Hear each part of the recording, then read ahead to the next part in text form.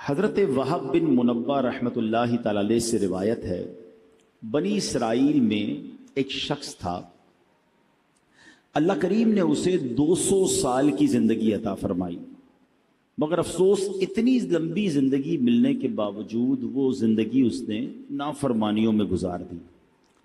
اب اس کے اتنے گناہ تھے، اتنی بری عادتیں تھیں، ایسا عجیب سا کریکٹر تھا کہ جب 200 سال کی لائف گزارنے کے بعد اس کا انتقال ہوا تو وہاں کے لوگوں نے نہ اس کو غسل دیا نہ کفن دیا، بلکہ اس کو گھسیٹ کر گندگی کے ڈھیر پر ڈال دیا۔ لوگوں نے کہا اتنا بڑا گناہ گار ہے، کیا اس کو غسل دینا، کیا کفن دینا، کیا اس کا جنازہ پڑھنا، اس کو گندگی کے ڈھیر پر ڈال دیا۔ ادھر بنی اسرائیل نے تو یہ کام کیا، مگر حضرت موسیٰ علیہ نبینا علیہ الصلوۃ والسلام پر وحی نازل ہوئی، اے موسیٰ ہمارے ایک بندے کا انتقال ہو گیا ہے، آپ جائیے، جا کر اس کا جنازہ پڑھیے، اسے کفن دیجئے، اسے غسل دیجئے۔ اب ذرا غور کریں کہ اللہ کا نبی جا کر جس کا غسل کا انتظام کرے، جس کا جنازہ پڑھے، تو وہ تو بخشا گیا۔ تو حضرت موسیٰ علیہ نبینا علیہ الصلوۃ والسلام جب اس علاقے میں پہنچے اور تو وہاں لوگوں نے بڑی عجیب سی بات بتائی۔ لوگوں نے کہا کہ اے موسیٰ آپ آ گئے ہیں اس کا جنازہ پڑھنے کے لیے، یہ تو بہت ہی بڑا گناہ گار تھا، اس کے تو بڑے معاملات تھے۔ تو حضرت موسیٰ علیہ نبینا علیہ الصلوۃ والسلام نے اللہ کی بارگاہ میں عرض کی، مولا لوگ تو کہہ رہے ہیں اتنا گناہ گار اور تو نے مجھے بھیجا جنازہ پڑھانے، اتنا بڑا انعام اس پر کیسے ہو گیا؟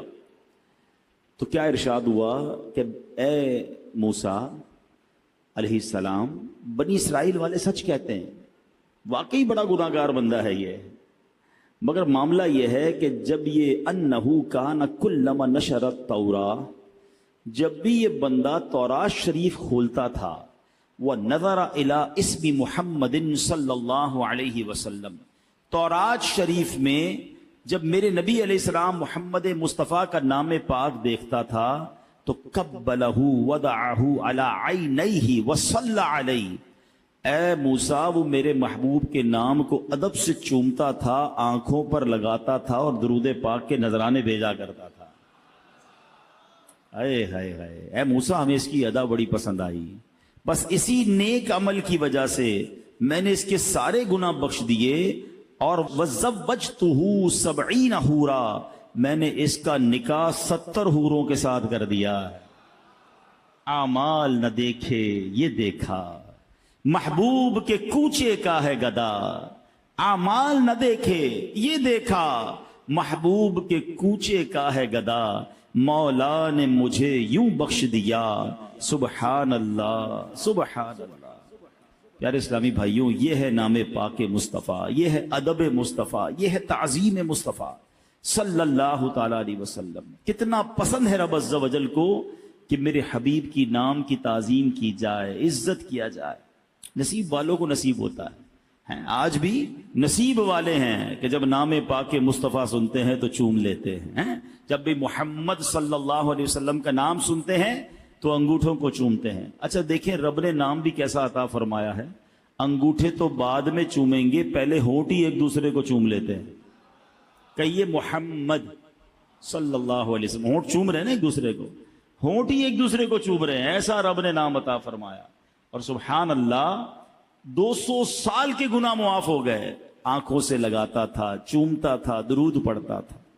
تو درود پڑھنے کی عادت ڈالیں، نبی پاک کے نام کی تعظیم دل میں پیدا کریں، انشاءاللہ وارے نیارے ہو جائیں گے۔ اور ایک اور بات سیکھنے کو ملی کہ اللہ نے اپنے حبیب کی شان کیسی بلند کی ہے۔ ابھی دنیا میں میرے آقا تشریف نہیں لائے ہیں، حضرت موسیٰ کا دور تو بہت پرانا دور ہے نا، thousands years ago، ہزاروں سال پہلے جناب رسول اللہ صلی اللہ علیہ وسلم کی آمد سے پہلے ان کا چرچا بلند ہو رہا ہے، ان کا نام چوما جا رہا ہے، ان پر درود پڑھا جا رہا ہے، ان کا ادب کیا جا رہا ہے۔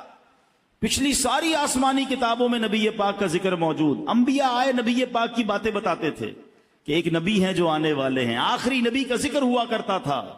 اللہ اکبر، وہ شاعر لکھتے نا، ایک میں ہی نہیں ان پر قربان زمانہ ہے، ایک میں ہی نہیں ان پر قربان زمانہ ہے، جو رب دو عالم کا محبوب یگانہ ہے۔ آقا کا چرچا سبحان اللہ، جب سے کائنات بنی ہے جب سے، بلکہ رب عز و جل نے اس سے پہلے ہی نبی پاک علیہ الصلوۃ والسلام کے نور کو اپنے نور سے جب تخلیق کیا، سبحان اللہ، کیا شان ہے میرے آقا علیہ الصلوۃ والسلام کی، تو پھر کیوں نہ ان سے محبت کی جائے، کیوں نہ ان پر درود پاک پڑھتے رہے۔ آئیے مل کر محبت کے ساتھ درود پاک پڑھ لیں۔ صلو علی الحبیب صلی اللہ تعالی علی محمد صلی اللہ علیہ وسلم۔ یہ انگوٹھے چومنے میں بھی کچھ لوگ کنفیوز ہوتے ہیں، یا تو کنفیوز ہوتے ہیں یا کنفیوز کیے جاتے ہیں۔ ہاں، ان چیزوں میں کنفیوز نہ ہوا کرو۔ ہاں ٹھیک ہے، میں چلیں ایک آپ کو روایت بھی سنا دوں۔ مقاصد الحسنہ میں ہے، ایک مرتبہ اذان ہو رہی تھی، جب مؤذن نے اذان میں کہا اشہد ان محمد رسول اللہ صلی اللہ تعالی علیہ وسلم، تو عاشق اکبر، سب سے بڑے عاشق نبی پاک علیہ الصلوۃ والسلام کے حضرت ابو بکر صدیق رضی اللہ تعالیٰ عنہ نے جیسے مؤذن نے کہا ویسے ہی الفاظ کو ریپیٹ کیا، دہرایا، اور پھر اپنے دونوں انگوٹھے چوم کر اپنی آنکھوں سے لگائے۔ اب نبی پاک علیہ الصلوۃ والسلام کی ملاحظہ فرما رہے تھے، پیارے آقا دیکھ رہے تھے کہ صدیق اکبر نے ایسا کیا ہے۔ نبی پاک نے منع نہیں کیا، روکا نہیں کہ اے ابو بکر یہ کیا کر رہے ہو، بلکہ سنو کیا فرمایا، فرماتے من فعل مثل ما فعل خلیلی فقد حلت علیہ شفاعتی، یعنی میرے پیارے دوست نے ابھی جیسے کیا ہے ایسے اگر کوئی بندہ کرے گا تو میری شفاعت اس کے لیے حلال ہو گئی۔ ہاں یہ نصیب والوں کا حصہ ہے۔ امام حسن مجتبی فرماتے ہیں جب مؤذن کہے اشہد ان محمد الرسول اللہ صلی اللہ تعالی علیہ وسلم، اور جو بندہ یہ سن کر کہے مرحبا بحبیبی وقرۃ عینی محمد بن عبد اللہ، پھر دونوں انگوٹھوں کو چوم کر آنکھوں پر رکھے، وہ بندہ کبھی اندھا نہ ہوگا، اس کی آنکھیں نہ دکھیں گی۔ ارے یہ تو آنکھوں کا نور بڑھانے کا نسخہ ہے، اور یہ محبت کا ایک انداز ہے، تو اس میں کس بات کا شرمانا ہے؟ تو نبی پاک سے محبت کیجئے، پیارے آقا کے نام سے محبت کیجئے، اور جب جب نام محمد صلی اللہ تعالی علیہ وسلم سنیں محبت کے ساتھ اس کو چوم کر آنکھوں سے لگائیں، اس کی برکتیں حاصل ہوں گی۔ شاعر لکھتے ہیں نا، لب پر آ جاتا ہے جب نام جناب، منہ میں گھل جاتا ہے شہد نایاب، لب پر آ جاتا ہے جب نام جناب، منہ میں گھل جاتا ہے شہد نایاب، وجد میں ہو کے ہم اے جاں بیتاب اپنے لب چوم لیا کرتے ہیں۔ لب خود ہی چوم لیتے ہیں نا ایک دوسرے کو، محمد جب کہتے ہیں تو سبحان اللہ لب ایک دوسرے کو چوم لیا کرتے ہیں۔ اللہ نبی پاک کے نام کی تعظیم ہم سب کو نصیب فرمائے۔ ایک بار پھر درود پاک پڑھ لیں، صلو علی الحبیب صلی اللہ تعالی علی محمد صلی اللہ علیہ وسلم۔ انشاءاللہ نبی پاک کا ذکر خیر سنیں گے، پیارے آقا کے مبارک نام ہی کے کچھ اوصاف آج سنیں گے، اور نبی پاک کی شان تو ایسی ہے جس بھی طرف نظر دوڑائیں اللہ نے اپنے نبی کو ایسا با کمال بنایا ہے، ایسا شاندار بنایا ہے۔ آپ کے چہرے کے اوصاف، آپ کے جسم مبارک کے اوصاف، آپ کے معجزات پر بات کی جائے، آپ کے اخلاق پر بات کی جائے، آپ کی بہادری پر بات کی جائے، آپ کی سخاوت پر بات کی جائے، آپ کی عقل مبارک پر بات کی جائے، یا آپ کے فیصلوں پر بات کی جائے، آپ کی سیرت کے جس بھی پہلو پر بات کی جائے، عقل حیران ہو جاتی ہے کہ اللہ نے اپنے حبیب کو کیسا شاندار بنایا ہے۔ وہ پنجابی شاعر لکھتے ہیں نا، ایڈا سونا نبی کوئی دنیا تے آیا نہیں، یار ایہو جیا کوئی رب نے بنایا نہیں۔ طرز میں پڑھیں، ایڈا سونا نبی کوئی دنیا تے آیا نہیں، یار ایہو جیا کوئی رب نے بنایا نہیں، یار ایہو جیا کوئی رب نے بنایا نہیں، چودویں دا چند نالے عرشاں دا تارا، قسم خدا دی مینوں سب نالوں پیارا۔ ایسا کمال کے بنایا اللہ نے اپنے نبی کو، سبحان اللہ۔ شاعر مشرق بھی لکھتے ہیں نا، لوح بھی تو قلم بھی تو تیرا وجود الکتاب، گنبد آبگین رنگ تیرے محیط میں حباب، عالم آب و خاک میں تیرے ظہور سے فروغ، ذرہ ریگ کو دیا تو نے طلوع آفتاب۔ ذرا اس مصرے کو سمجھیے گا، ذرہ ریگ کو دیا۔ ذرہ ریگ یعنی ریگستان کا ایک ذرہ ہے، اتنی ساری ریت ہوتی ہے ریگستان میں، مگر اس ذرہ ریگ کو اگر نبی پاک سے نسبت ہو جائے تو وہ طلوع آفتاب بن جاتا ہے۔ اچھا اس کی مثالیں میں آپ کو دیتا ہوں، ذرا مثالیں سمجھیے گا، پھر یہ شعر اور زبردست طریقے سے سمجھ آئے گا۔ پہلے یہ فینومینا، یہ فارمولا، یہ بات سمجھ لیجئے کہ جس چیز کو نبی پاک سے نسبت ملتی گئی نا اس کو عروج ملتا گیا۔ ذرہ ریگ کو دیا تو نے طلوع آفتاب۔ میرے آقا جب مدینے نہیں گئے تھے، تشریف نہیں لے گئے تھے، مدینے کو لوگ کیا کہتے تھے؟ یسرب کہتے تھے۔ یسرب کے معنی آفتوں اور بلاؤں والی زمین، اور نبی پاک کے قدم لگے ہیں تو کیا ہو گیا؟ وہ مدینہ منورہ بن گیا۔ اس کی ہوا میں شفا، اس کے غبار میں شفا۔ شاعر کہتے ہیں نا، جب سے لگے ہیں قدم رسالت مآب کے، جب سے لگے ہیں قدم رسالت مآب کے، جنت بنا ہوا ہے مدینہ حضور کا۔ مدینے کے مقدر جاگ گئے، بھاگ جاگ گئے، کیوں؟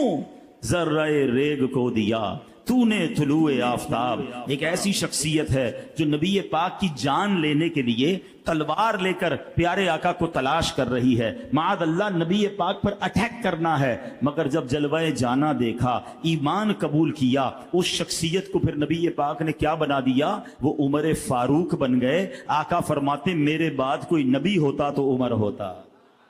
ذرہ ریگ کو دیا تو نے طلوع آفتاب۔ آؤ نبی پاک کے بچپن میں چلتے ہیں۔ ابھی بچپن کا لمحات ہے، بالکل 2-3 سال کی، جو 1-2 سال کی عمر ہوتی ہے، ولادت کے بعد کی عمر ہوتی ہے، دودھ پینے کی عمر ہے۔ مکے میں بہت ساری دائیاں آئی ہوں گی، بہت سارے بچوں کو وہ دائیاں لے کر گئی۔ کتابوں میں ذکر ملتا ہے قبیلہ بنو سعد سے بہت ساری دودھ پلانے والی آئیں اور بہت سارے بچوں کو لے گئی۔ آپ سے پوچھتا ہوں، سوائے ایک دائی کے کسی اور دائی کا نام یاد ہے؟ کسی اور کو پتا ہے کہ ان کے نام کیا تھے؟ کسی کا نام نہیں پتا، مگر ایک دائی کہتی ہیں ایک بچہ رہ گیا، کوئی دائی لے کر نہ گئی۔ کیوں نہ گئی؟ کیونکہ اس کے والد دنیا میں نہیں تھے۔ سوچا اگر اس بچے کو لے جائیں گے، دودھ پلائیں گے، اتنے پیسے نہیں ملیں گے کیونکہ والد دنیا میں نہیں ہیں۔ مگر اس دائی کے بھاگ جاگنے تھے، اس دائی کی قسمت جاگنی تھی۔ اس دائی نے اس بچے کو کیا لیا؟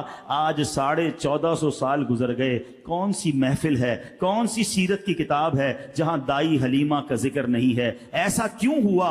ذرہ ریگ کو دیا تو نے طلوع آفتاب۔ ان کے تو ایسے مقدر جاگے کہ دائی حلیمہ کیا کہتی ہیں؟ یہ کہتی تھی گھر گھر میں جا کر حلیمہ، یہ کہتی تھی گھر گھر میں جا کر حلیمہ، میرے گھر میں خیر الورا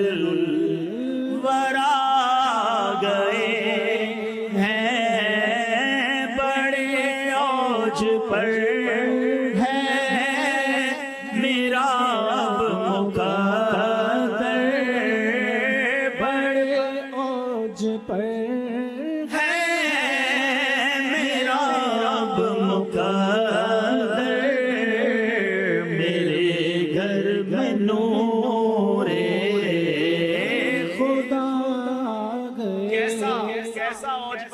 ہوا۔ بی بی حلیمہ کہتی جب مکے آ رہی تھی میری جو اونٹنی اور خچر ہے سب سے پیچھے، کمزور۔ قافلے والے کہتے حلیمہ تمہاری وجہ سے قافلہ لیٹ ہو جاتا ہے، ہمیں رکنا پڑتا ہے، مگر کہتی جب واپس جانے لگی تو وہی سواری سب سے آگے ہے۔ لوگ کہتے حلیمہ جانور بدل لیا، نیا جانور لیا، کہتی جانور نہیں بدلا، بڑے اوج پر ہے میرا اب مقدر، میرے گھر حبیب خدا گئے۔ اپنے گاؤں میں پہنچتی ہے بی بی حلیمہ۔ اس زمانے میں چراغ جلائے جاتے تھے، ابھی تو لائٹیں ہیں نا، چراغ، اور لوگ جتنی دیر جاگتے تھے چراغ جلاتے تھے پھر بجھا دیتے تھے، ضرورت نہیں تھی، تیل ڈالنا پڑتا تھا، سوتے تھے تو اندھیرا ہو جاتا تھا۔ گاؤں والوں نے نوٹس کرنا شروع کیا، سارے گاؤں میں اندھیرا مگر ساری رات حلیمہ کا گھر جگمگاتا ہے، ساری رات اس کے گھر سے روشنی آتی ہے۔ صبح گاؤں والوں نے پوچھا حلیمہ بڑے پیسے آ گئے، ساری رات چراغ جلاتی ہو؟ کہتی نہیں، ساری رات چراغ نہیں جلاتی، جو منا لے کر آئی ہوں، جو بچہ لے کر آئی ہوں، اس کے چہرے سے نور ہی اتنا نکلتا ہے کہ ساری رات ہی گھر جگمگاتا ہے۔ یہ ظلمت سے کہہ دو کہ ڈیرے اٹھا لے، کہ ہے ہر طرف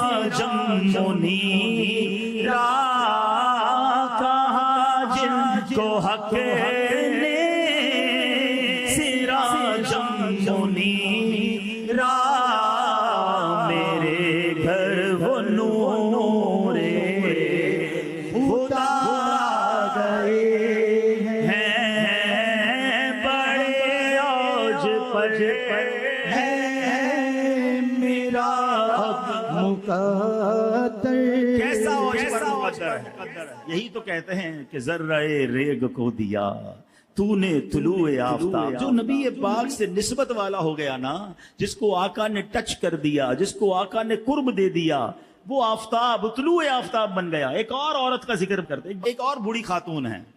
نبی پاک مکے سے مدینے جا رہے ہیں، ہجرت کر رہے ہیں، راستے میں کھانے کی ضرورت پیش آتی ہے. ٹھیک ہے نا، اب بھی ہم جاتے ہیں حیدرآباد جاتے ہیں، لاہور جاتے ہیں، کھانے راستے میں ہوٹل بنے ہوئے ہوتے ہیں، چائے پانی پی لیا، دال روٹی کھا لی. اس زمانے میں تو ایسا نہیں تھا، خیمے لگتے تھے. ہو سکتا ہے اس زمانے میں اور بھی خیمے ہوں. اچھا، وہ سفر بھی تھوڑا سا چھپ کر تھا، دشمنوں کا خوف بھی تھا. صدیق اکبر رضی اللہ تعالیٰ ساتھ تھے. ایک خیمے میں نبی پاک تشریف لے گئے. ایک بوڑھی خاتون تھی، کہ کھانے کو کچھ ہے، کھانے کو کچھ نہیں ہے، کچھ بھی نہیں تھا اس کے خیمے میں. تو نبی پاک نے دیکھا ایک ایسی لاغر سی بکری ہے جو بالکل جس کو کہتے ہیں سوکھی ہوئی. آقا نے فرمایا میں اس کا دودھ نکال لوں؟ کہا حضرت کافی عرصہ ہوا اس نے دودھ دینا چھوڑ دیا ہے. نبی پاک نے فرمایا مجھے اجازت دے دو، میں نکال لیتا ہوں. تو ٹھیک ہے، آپ نکال سکتے تو نکال لیں. نبی پاک نے ہاتھ پھیرا، بسم اللہ پڑھ کر اس کے تھنوں میں دودھ آ گیا. دودھ دھویا، پیارے آقا نے دودھ پیا، صدیق اکبر نے دودھ پیا، غلام اور ساتھ تھا اس نے بھی دودھ پیا. اس خاتون کے خیمے میں جتنے برتن سے تبھی دودھ سے بھر گئے ہیں. ان کے شوہر واپس آئے، کہتے ہیں اے ام معبد، ان کا نام تھا ام معبد، وہ شوہر کا نام کیا تھا؟ ابو معبد. کہتے ہیں اے ام معبد، یہ ہمارے خیمے کی حالت کیسے بدل گئی؟ وہ کہتی ہیں ایک مبارک ہستی آئی تھی، نام بھی نہیں پتا تھا انہیں نبی پاک کا. انہوں نے کہا ایک مبارک ہستی آئی تھی، بڑا حسین چہرہ تھا، بڑا نرالا چہرہ تھا، وہ آئے ہمارے بھاگ جگا کر چلے گئے. آپ کو پتہ ہے حضرت ام معبد نے نبی پاک کا ایک حلیہ بیان کیا. ہاں، یہ علماء بیٹھے ہیں، ہر سیرت نگار نے جب جب نبی پاک کا حلیہ لکھا نا، حدیث کی کتابوں میں، سیرت کی کتابوں میں، اس خیمے والی کے الفاظ ضرور لکھے جاتے ہیں، کیونکہ اس شاندار انداز میں موتیوں کی مانند اس نے نبی پاک کا ذکر کر دیا کہ سبحان اللہ. آج 1450 سال گزر گئے ہیں، جب جب نبی پاک کا حلیہ بیان کیا جاتا ہے ام معبد کا ذکر ضرور کیا جاتا ہے. ارے اس راستے میں بڑے خیمے تھے، بڑے خیمے والیاں اور والے ہوں گے، ہم کسی کو نہیں جانتے، جانتے ہیں تو ام معبد کو جانتے ہیں. کیوں جانتے ہیں؟ کہ ذرہ ریگ کو دیا تو نے طلوع آفتاب. آج ایک بات سمجھ جائیے کہ ان کے جو غلام ہو گئے، وقت کے امام ہو گئے، نام لیوا ان کے جو ہوئے، ان کے اونچے نام ہو گئے. اگر آپ آج بھی یہ منظر دیکھنا چاہتے ہیں، ہاں آج بھی اگر آپ یہ منظر دیکھنا چاہتے ہیں نا، آپ علماء کی فہرست اٹھائیے، آپ نعت خوانوں کی فہرست اٹھائیے، جو نبی پاک کی شان بیان کرنے والے ہیں، جو عشق رسول بیان کرنے والے ہیں، جو نبی پاک کی سچی محبت بیان کرنے والے ہیں، اللہ آج بھی ان کے ناموں کو عروج عطا فرماتا ہے. آج بھی دنیا والے ان سے پیار کرتے ہیں. کیوں؟ ان کے جو غلام ہو گئے، وقت کے امام ہو گئے، نام لیوا ان کے جو ہوئے، ان کے اونچے نام ہو گئے. تو بات یہ ہے کہ اگر اپنی عزت بنانی ہے تو نبی پاک کی عزت کی بات کرنا شروع کر دو، سرکار کے چرچے کو بلند کرنا شروع کر دو. میرا نام کرے گا روشن، دو جگ میں نام تمہارا. کاش یہ بات ہمیں سمجھ آ جائے. اور سبحان اللہ، جب غور کیجئے کہ جس نبی علیہ الصلوۃ والسلام کے نام کی برکت اتنی ہے، ان کی ذات کا عالم کیا ہوگا. اب بات کر رہے ہیں ہم نام محمد کی. ٹھیک ہے، یاد رہے کہ نبی پاک علیہ الصلوۃ والسلام کی شانوں میں سے ایک شان یہ بھی ہے کہ مواہب اللدنیہ میں ہے کہ نبی پاک علیہ الصلوۃ والسلام کے وہاں پر 800 نام لکھے ہوئے. ٹھیک ہے، اعلیٰ حضرت نے جب تحقیق کی، ریسرچ کی، تو آپ فرماتے مجھے 1400 نام ملے ہیں. مزید فرماتے یہ میرے علم میں آ گئے ہیں، ورنہ نبی پاک علیہ الصلوۃ والسلام کے ناموں کی گنتی ممکن نہیں ہے. حضرت کعب الاحبار رضی اللہ تعالیٰ عنہ نے بڑی کمال کی ایک تحقیق لکھی ہے، سنتے جائیے اور جھومتے جائیے. وہ کہتے ہیں اہل جنت کے ہاں آپ کا نام پاک عبد الکریم ہے، اہل دوزخ کے ہاں عبد الجبار ہے، اہل عرش کے ہاں عبد الحمید ہے، فرشتوں کے ہاں عبد المجید ہے، انبیاء کرام علیہ الصلوۃ والسلام کے ہاں عبد الوہاب ہے، جنات کے ہاں عبد الرحیم ہے، پہاڑ آپ کو عبد الخالق کہتے ہیں، خشکی میں آپ کا نام عبد القادر ہے، سمندروں میں آپ کو عبد المہیمن کہا جاتا ہے، مچھلیاں آپ کو عبد القدوس کہتی ہیں، وحشی جانور آپ کو عبد الرزاق کہتے ہیں، شیطانوں کے ہاں آپ کا نام عبد القہار ہے، درندے جو چیڑ پھاڑ کرنے والے جانور ہیں آپ کو عبد السلام کہتے ہیں، چوپائے آپ کو عبد المؤمن کے نام سے پہچانتے ہیں، پرندے آپ کو عبد الغفار کے نام سے پکارتے ہیں، اللہ پاک کے ہاں آپ کا نام مبارک طٰہٰ ہے، اور مومنوں کے ہاں سب سے مشہور و معروف نام نام محمد ہے، اور آپ کی کنیت ابو القاسم ہے کیونکہ آپ جنت تقسیم کرنے والے ہیں۔ پھر ہم کیوں نہ کہیں آنکھوں کا تارا نام محمد، دل کا اجالا نام محمد، آنکھوں کا تارا نام محمد، دل کا اجالا نام محمد۔ پوچھے گا مولا ہے لایا کیا کیا، پوچھے گا مولا ہے لایا کیا کیا، میں یہ کہوں گا نام محمد، دل کا اجالا نام محمد۔ ایسا نام ہے کہ اس نام کے شان میں، اس نام محمد پر قرآن پاک کی پوری ایک سورت موجود ہے، سورہ محمد، اور قرآن مجید فرقان حمید میں اس کے علاوہ نبی پاک کا نام محمد صلی اللہ علیہ وسلم 4 جگہ آیا۔ پارہ 4 سورہ آل عمران آیت نمبر 144، پارہ 22 سورہ احزاب آیت نمبر 40 میں، پارہ 26 سورہ محمد آیت نمبر 2 میں، پارہ 26 سورہ فتح آیت نمبر 29 میں۔ ایک پیاری سی آیت سنو کس انداز میں رب نبی پاک کے نام کو بیان فرما رہا ہے۔ قرآن فرماتا ہے بسم اللہ الرحمن الرحیم، ما کان محمد ابا احد من رجالکم ولکن رسول اللہ وخاتم النبیین وکان اللہ بکل شیء علیما۔ ترجمہ کنز العرفان، محمد تمہارے مردوں میں کسی کے باپ نہیں ہیں لیکن اللہ کے رسول ہیں اور سب نبیوں کے آخر میں تشریف لانے والے ہیں، اور اللہ سب کچھ جاننے والا ہے۔ یعنی قرآن سے یہ عقیدہ ثابت ہے کہ اللہ کے نبی یہ سب سے آخری نبی ہیں، یہ خاتم النبیین ہیں، رب نے انہیں قرآن میں فرمایا ہے۔ سبحان اللہ۔ تو یاد رکھیے جس طرح اللہ کو ایک ماننا ضروری ہے، ہمارا ایمان مکمل نہیں ہوتا، اسی طرح جناب رسول اللہ صلی اللہ علیہ وسلم کو اللہ کا رسول اور آخری نبی ماننا ضروری ہے۔ خوبصورت نعرے امیر اہل سنت نے عطا فرمائے، خود بھی لگاتے رہا کریں، اپنے بچوں کو سکھائیں، اپنی نسلوں کو بتائیں کہ محمد مصطفیٰ سب سے آخری نبی، احمد مجتبی سب سے آخری نبی، آمنہ کا لاڈلا سب سے آخری نبی، شاہ ہر کوثر سب سے آخری نبی، تاجدار انبیاء سب سے آخری نبی ہیں حبیب کبریا، سب سے آخری نبی، عقیدہ سب صحابہ کا، سب سے آخری نبی، عقیدہ اہل بیت کا، سب سے آخری نبی۔ اچھا سبحان اللہ۔ اب ایک اور خوبصورت بات سن لو کہ نام محمد میں بھی عقیدہ ختم نبوت بیان ہوا ہے۔ ہاں، اسی نام میں یہ عقیدہ بھی موجود ہے، ذرا تسلی سے سمجھیے گا۔ علماء نے بڑا پیارا نقطہ بیان فرمایا۔ علماء کہتے ہیں کہ لفظ محمد جو ہے نا وہ حمد سے بنا ہے، ٹھیک ہے، اور حمد سب سے آخر میں کی جاتی ہے۔ ہم کھانا کھا کر کیا کہتے ہیں؟ الحمدللہ۔ پانی پی لیتے ہیں پھر کیا کہتے ہیں؟ الحمدللہ۔ کوئی بھی کام ہو جائے اس کے بعد حمد کیا جاتا ہے، یہاں تک کہ اللہ پاک نے اہل جنت سے متعلق فرمایا کہ وَآخِرُ دَعْوَاهُمْ أَنِ الْحَمْدُ لِلَّهِ رَبِّ الْعَالَمِينَ۔ آسان ترجمہ قرآن کنز العرفان، اور ان کی دعا کا خاتمہ یہ ہے کہ تمام تعریفیں اس اللہ کے لیے ہیں جو تمام جہانوں کا پالنے والا ہے۔ تو معلوم ہوا کہ حمد آخر میں ہی کی جاتی ہے۔ تو اب پچھلے سارے نبیوں کے نام دیکھ لیں، کسی کا نام محمد نہیں تھا۔ سبحان اللہ۔ क्योंकि अभी तो सिलसिला नबूवत जारी था ना, नबी पाक सबसे आखिर में आए, उनका नाम मोहम्मद मुस्तफ़ा अहमद मुजतबा, अल्लाह ने उनका नाम मोहम्मद रखकर भेजा और ये बता दिया कि अब हम्द हो गई है, अब इनके बाद किसी नबी ने नहीं आना है।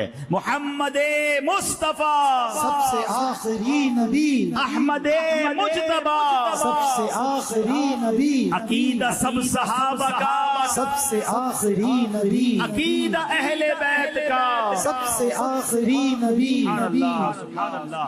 नबी पाक अलैहिस्सलातु वस्सलाम की शान कैसी है, नबी पाक अलैहिस्सलातु वस्सलाम की तारीफ कैसे बयान हो रही है। रिवायात में आता है वो कुफ्फार जिन्हें खूबियां देखना नसीब न हुई, जो कि सिर्फ ऐब ही ऐब देखते थे, वो भी जब नबी पाक अलैहिस्सलातु वस्सलाम की माअज़ल्लाह बुराई बयान करने की कोशिश करते थे तो उन्हें नबी पाक में कोई बुराई नजर नहीं आती थी, मगर फिर भी वो बुराई करने से बाज नहीं आते। अल्लाहु अकबर। मगर प्यारे आका अलैहिस्सलातु वस्सलाम में कोई ऐब नहीं। अल्लाहु अकबर। याद रखिए, आला हजरत इमाम अहले सुन्नत तो बड़ी खूबसूरत शेर लिखते हैं ना, फरमाते तेरे तो वस्फ ऐबे तनाही से हैं बरी, हैरान हूं मेरे शाह मैं क्या क्या कहूं तुझे। ठीक है, पहले मैं कुरान पाक की एक आयत सुनाता हूं, फिर ये शेर और खूबसूरत तरीके से समझ आएगा। अल्लाह कुरान में फरमाता है कुल लौ कानल बहरु मिदादन लिकलिमाती रब्बी लनफिदल बहरु क़ब्ल अन तनफद कलिमातु रब्बी वलौ जिअना बिमिस्लिही मददा। तर्जमा, तुम फरमा दो अगर समुंदर मेरे रब की बातों के लिए सियाही हो जाता तो जरूर समुंदर खत्म हो जाता और मेरे रब की बातें खत्म ना होती, अगरचे हम उसकी मदद के लिए उसी समुंदर जैसा और ले आते।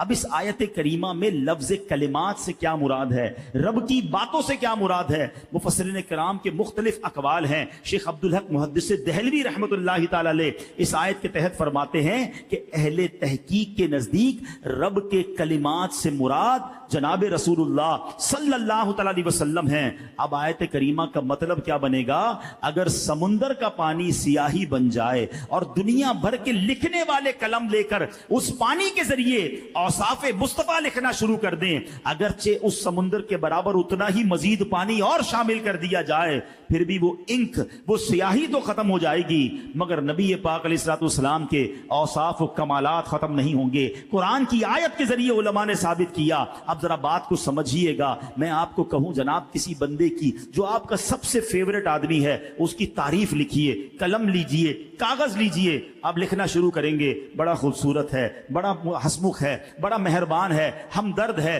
ख्याल रखने वाला है। लिखते लिखते कोई 10 लिखेगा, कोई 20 लिखेगा, कोई 100 खूबियां लिखेगा, फिर कहेगा जनाब बात पूरी हो गई। आला हजरत कहते हैं ये जो बात पूरी हो गई है ना, ये भी तो एक ऐब है। मेरे आका वो हैं जिनकी तारीफ खत्म ही नहीं होती है, जिनकी तारीफ कंप्लीट ही नहीं होती है। कुरान की आयत भी आपने सुन ली। अब आला हजरत का शेर सुनो, वो कहते हैं तेरे तो बस ऐबे तनाही से हैं बरी। तनाही कहते खत्म हो जाना, एंड हो जाना।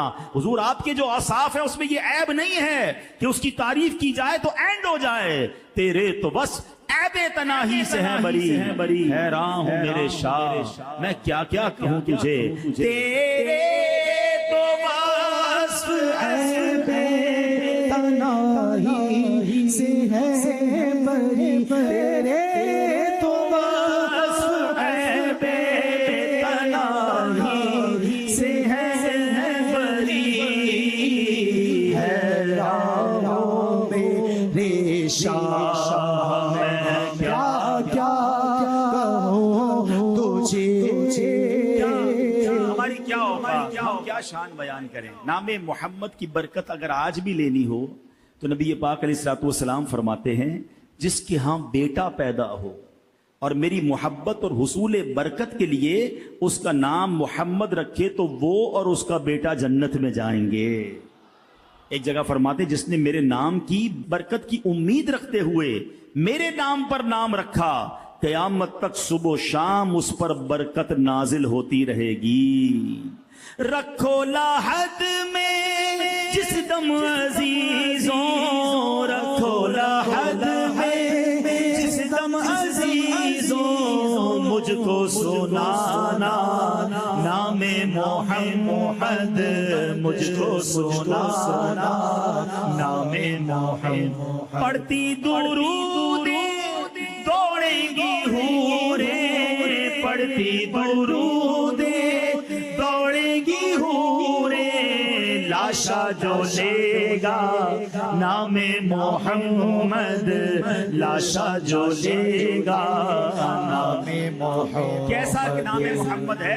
سبحان اللہ. امام عطا رحمت اللہ تعالی علیہ فرماتے ہیں جو بیٹوں کے تمنائی ہیں کہ جو چاہے کہ اس کی عورت کے حمل میں لڑکا ہو تو اسے چاہیے کہ اپنا ہاتھ عورت کے پیٹ پر رکھ کر کہے اگر یہ لڑکا ہوا تو میں نے اس کا نام محمد رکھا، انشاءاللہ اس کے ہاں لڑکا پیدا ہوگا.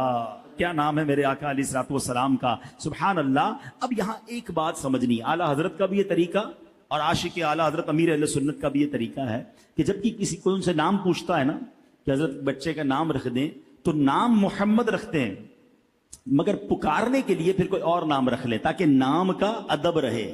یہ بھی ضروری ہے. اگر گھر میں نام محمد رکھنا ہے تو پھر اس کا ادب بھی کرنا ہے، تو نام محمد رکھ لیں. اب پکارنے کے لیے احمد رضا رکھ لیں، بلال رضا رکھ لیں، اور بھی بہت سارے نام، صحابہ کے نام، اولیاء کے نام.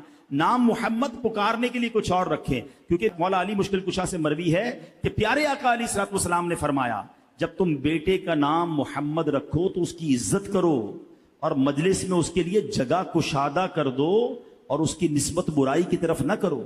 تو نام محمد ضرور رکھنا چاہیے، مگر پھر پکارنے کے لیے کوئی اور نام رکھے. انشاءاللہ اس بچے کے نام کی برکت سے آپ کو بھی برکتیں نصیب ہوں گی. تو اے میرے پیارے اسلامی بھائیوں، یہ ہے میرے آقا علیہ الصلوۃ والسلام کے مبارک نام، یہ ہے تعظیم مصطفیٰ، یہ ہے محبت مصطفیٰ. اب ذرا سوچئے جس نبی کے نام کا یہ عالم ہے، اس نام کی برکتوں کا یہ عالم ہے، تو جس کے دل میں عشق مصطفیٰ ہو اس کو انشاءاللہ کیسی کیسی برکتیں ملیں گی. پتہ ہے نبی پاک سے محبت اگر پتھر کرے نا، ہاں پتھر محبت کرے تو وہ جنت میں چلا جاتا ہے نا. عجیب بات. ہاں ایک ایسا پہاڑ ہے دنیا میں جو جنتی پہاڑ ہے. دعا کرو اللہ آپ کو مجھے اس پہاڑ کی زیارت بار بار نصیب فرمائے. وہ پہاڑ کہاں ہے؟ وہ مدینے میں ہے. ہائے ہائے. جب ہی نہیں کہتے جسے دیکھنی ہو جنت وہ مدینہ دیکھا ہے. مدینے میں بہت ساری چیزیں جو جنتی چیزیں ہیں. ریاض الجنہ وہاں پر ہے، جنتی وادی وہاں پر ہے، پھر جنتی پہاڑ جبل احد. جبل احد پر جبل احد پر ہونے والا ایک معجزہ، نبی پاک کا علم غیب بھی آپ کے سامنے آ جائے گا. پھر جبل احد کی تعریف بیان کرتا ہوں، کچھ مدینے کا بھی ذکر ہو جائے نا، پھر انشاءاللہ بیان ختم کرتے ہیں. میرے آقا علیہ الصلوۃ والسلام ایک بار جبل احد پر تشریف لے گئے تو پیارے آقا علیہ الصلوۃ والسلام کے ساتھ حضرت ابوبکر صدیق بھی ہیں، حضرت عمر فاروق بھی ہیں، حضرت عثمان غنی بھی ہیں. جیسے نبی پاک جبل احد پر گئے تو احد پہاڑ جھومنے لگا، عشق کی زبان میں جھومنے لگا، ویسے اس پہ زلزلہ آ گیا. حدیثوں میں کیا لکھا ہے؟ زلزلہ آ گیا. اچھا آج کتنی سائنس نے ترقی کر لی ہے، مگر ارتھ کوئک، زلزلہ آ جائے تو کوئی نہیں روک سکتا. بڑے بڑے ملک تباہ ہو جاتے ہیں، پل گر جاتے ہیں، بلڈنگیں گر جاتی ہیں. اللہ تعالیٰ بچائے. زلزلے کا علاج کسی کے پاس نہیں ہے. مگر سنو کیا ہوا، میرے آقا کی شان دیکھو. نبی پاک نے احد پہاڑ کو ٹھوکر لگائی. فرماتے اے احد رک جا، تجھ پر ایک نبی، ایک صدیق اور 2 شہید موجود ہیں. یہ سیاہ ستہ کی کتابوں میں حدیث موجود ہے، ٹھیک ہے نا. جو لوگ ریفرنس پوچھتے رہتے ہیں نا کہ جناب یہ بتائیں کہ نبی پاک کے پاس علم غیب تھا کہ نہیں، سنو اس حدیث میں ایک تو پہلے نبی پاک کی قدرت، نبی پاک کی طاقت، اللہ نے کیسی اتھارٹی دی کہ ارتھ کو ایک زلزلے کو ٹھوکر لگاتے ہیں، پہاڑ رک جاتا ہے، زلزلہ رک جاتا ہے. آج کی سائنس نہیں روک سکتی ہے، میرے آقا کی ٹھوکر روک دیتی ہے. سیدی اعلیٰ حضرت کہتے ہیں ایک ٹھوکر میں احد کا زلزلہ جاتا رہا، ایک ٹھوکر میں احد کا زلزلہ جاتا رہا. رکھتی ہیں کتنا وقار اللہ اکبر ایڑیاں. ارے میرے آقا کی ایڑیوں کی یہ شان ہے. اب جناب ایک سوال یہ پیدا ہوتا ہے، آقا احد سے فرماتے کیا ہیں؟ اے احد تجھ پر ایک نبی، ایک صدیق اور 2 شہید موجود ہیں. نبی کون ہے؟ خود نبی پاک علیہ الصلوۃ والسلام. صدیق کون موجود تھے؟ حضرت ابوبکر صدیق موجود تھے. 2 شہید کون ہیں جناب؟ حضرت عمر، حضرت عثمان تو ساتھ کھڑے ہیں، شہید تو نہیں ہوئے، زندہ ہیں، حیات ہیں، ظاہری حیات سے متصف ہیں. اس کا مطلب کیا ہے؟ آقا جانتے تھے یہ 2 شہید ہونے والے ہیں. جو ہو چکا ہے، جو ہوگا حضور جانتے ہیں. میں حدیث پڑھ کے سنا رہا ہوں، پھر کس بات کی ٹینشن ہے، پھر کس بات کا خوف ہے؟ تو یہ بات کلیئر ہو گئی. یہ تو احد پہاڑ پہ نبی پاک کی ایک شان ظاہر ہوئی. لیکن خود نبی پاک احد کے بارے میں پتہ کیا فرماتے ہیں؟ احد مجھ سے محبت کرتا ہے، میں اس سے محبت کرتا ہوں، یہ میرے ساتھ جنت میں جائے گا. उलमा ने बड़ी प्यारी डिबेट की है कि ओहद तो बेजान पहाड़ है, पहाड़ नबी पाक से मोहब्बत करे वो जन्नत में जाएगा, उम्मती मोहब्बत करे तो क्यों ना जन्नत में जाएगा। सच्ची मोहब्बत करनी है। ये जो बयानात होते हैं ना इश्क रसूल बढ़ाने के लिए होते हैं, नबी पाक की शान हम क्यों सुनते हैं बार बार, ताकि और इश्क रसूल में इजाफा हो। मगर प्रॉब्लम आज के दौर में पता क्या है, दावा सबका है, भाई मैं भी आशिक रसूल हूं, हर कोई कहता है मैं आशिक रसूल। हम आशिक रसूल हैं ये हम कहते हैं, मगर क्या शरीयत की नजर में वाकई हम आशिक रसूल हैं? तो नबी पाक अलैहिस्सलाम फरमाते हैं कि कौन सच्चा पक्का मोमिन है? फरमाया कि तुम में से उस वक्त तक कोई कामिल नहीं मोमिन नहीं हो सकता, ला युमिनु अहदुकुम हत्ता अकूना अहब्बा इलैहि मिन वालिदिही व वलदिही वन नासी अजमाइन। आका फरमाते तुम में से कोई उस वक्त तक कामिल मोमिन नहीं हो सकता जब तक मैं उसके नजदीक, उसकी औलाद, उसके वालिद, बल्कि तमाम लोगों से ज्यादा महबूब ना हो जाऊं। तो इश्क रसूल का दावा तो है, मगर रिक्वायर्ड क्या है, मतलूब क्या है कि सबसे आला, सबसे ज्यादा हमारे लिए अगर कोई जात है, किसी का हुक्म है, किसी का ऑर्डर है, तो वो जनाब रसूलुल्लाह सल्लल्लाहु अलैहि वसल्लम है। मगर क्या वाकई ऐसा है?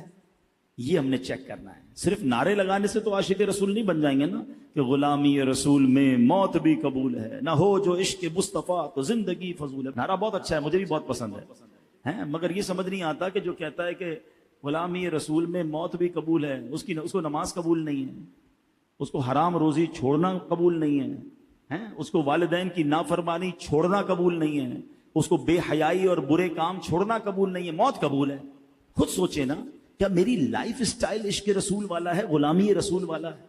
तो बुरी दोस्तियां छोड़ें, बुरे माहौल से दूर हो जाएं। दावत इस्लामी का माहौल है ना कि जहां अल्हम्दुलिल्लाह इश्क रसूल की बातें की जाती हैं, कितने लोग सुन्नतों पर अमल कर रहे हैं। ये है दावत इस्लामी, पकड़ पकड़ कर चाह रही है कि उम्मत को नेक बना दिया जाए, नमाजी बनाया जाए, जमात का पाबंद बनाया जाए, दुरूद पाक का। ये दावत इस्लामी वाले क्यों करते हैं? कभी आपने सोचा कि ये हमारी इस्लाह चाहते हैं, ये हमारी कब्र और आखिरत बेहतर चाहते हैं, इनके दोस्त बन जाओ, इनके साथी बन जाओ। आज लोग जुए की तरफ ले जाने वाले बन गए। दोस्तों के पास बैठो तो सुना है मोबाइल फोन पे गेमें आ गई हैं जो बता रहे हैं ये गेम खेलो तो इतने लाख बच जाएंगे, ये गेम खेलो इतने हजार। हराम जुए में लगाने वाले दोस्त, फिल्मों में ले जाने वाले, सिनेमा ले जाने वाले, पता नहीं किधर किधर ले जाने वाली गैदरिंगें बनी हुई हैं। और ये बेचारे दावत इस्लामी वाले पकड़ पकड़ कर कहते हैं काफिले में चलो, दर्स सुन लो, बयान सुन लो, अच्छा भाई नेक अमाल पर अमल कर लो, इनकी मेहरबानी है, हम फिर इनकी बात नहीं सुनते। ऐसा ना करें, वल्लाह ये अच्छे दोस्त हैं, ये हमें बचाना चाहते हैं, इस गुनाहों के दलदल से निकाल कर हमें इश्क रसूल की राह पर चलाना चाहते हैं। दावत इस्लामी के दस्तों बाजू बन जाएं, दावत इस्लामी के साथी बने, इज्तिमात में आते रहें, माशाअल्लाह हर जुमेरात इज्तिमा में आए, हफ्ते की रात मदनी मुज़ाकरे में शिरकत करें, मदनी चैनल देखें। इंशाअल्लाह अल्लाह वो दिन लाएगा कि इंशाअल्लाह हम भी बदलेंगे, हमारी आने वाली नस्लों पर भी इस पर फर्क पड़ेगा। अल्लाह पाक हम सब की हाजिरी को कबूल फरमाए, हम सबको आज के इज्तिमा की बरकत अता फरमाए। आमीन बिजाहिन नबी अमीन सल्लल्लाहु